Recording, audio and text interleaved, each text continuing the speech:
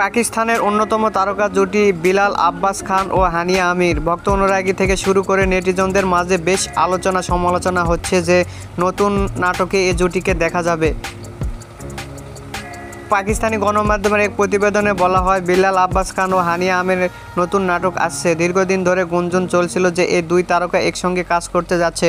এবার সেই গুঞ্জন সত্যি হতে চলেছে। নাটকের গল্প সম্পর্কে এখনও বিস্তারিত কিছু জানা যায়নি, তবে দুই তারকার অনুরাগীরা এই নতুন জুটিকে দেখার জন্য অধীর আগ্রহে অপেক্ষা করছে।